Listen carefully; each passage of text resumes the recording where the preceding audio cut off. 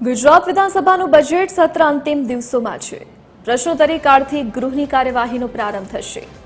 સામાન્ય વહીવટ મહેસૂલ વિભાગોના પ્રશ્નો રજૂ કરાશે। વિવિધ વિભાગો તથા સમિતિઓના વાર્ષિક અહેવાલ રજૂ થશે। યુસીસી સહિત 3 સરકારી વિધેયક રજૂ કરાશે। નાયબ મુખ્યમંત્રી હર્ષ સંઘવી યુસીસી બિલ રજૂ કરશે। યુસીસી સંદર્ભે ભાજપે ધારાસભ્યોને હાજર રહેવા વ્હીપ આપ્યા છે।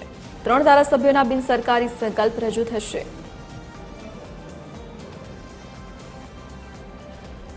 વધુ વિગતો સાથે associate editor Sonal Anadkat phone line પર જોડાઈ ગયા છે। આજે સોનલ, વિધાનસભા ગૃહમાં આજે શું કાર્યવાહી કરાશે? જી, વિધાનસભા કાર્યવાહીનો આજે 22મો દિવસ છે અને રૂટીન પ્રમાણે પ્રશ્નોત્તરી કાળથી ગૃહની કાર્યવાહીનો પ્રારંભ થશે, જેમાં સામાન્ય વહીવટ, મહેસૂલ, જળસંપત્તિ, મહિલા અને બાળ કલ્યાણ વિકાસ સહિતના જે વિભાગો છે તેના પ્રશ્નો રજૂ થશે। સાથે સાથે જ વિવિધ વિભાગોના વાર્ષિક અહેવાલ અને વિધાનસભા સમિતિઓના અહેવાલ પણ રજૂ થવાના છે। સૌથી મહત્વનું છે કે આજે સમાન નાગરિક સંહિતા એટલે કે યુસીસી બિલ રજૂ થવા જઈ રહ્યું છે વિધાનસભામાં। નાયબ મુખ્યમંત્રી હર્ષ સંઘવી જે છે તેઓ યુસીસી બિલ આજે રજૂ કરશે।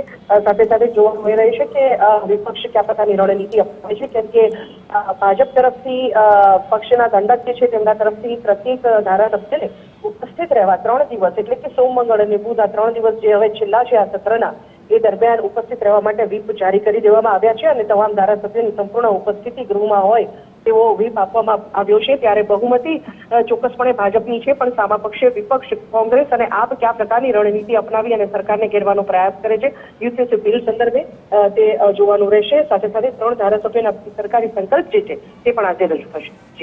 જી સોનલ, વિગત બદલ આપનો આભાર।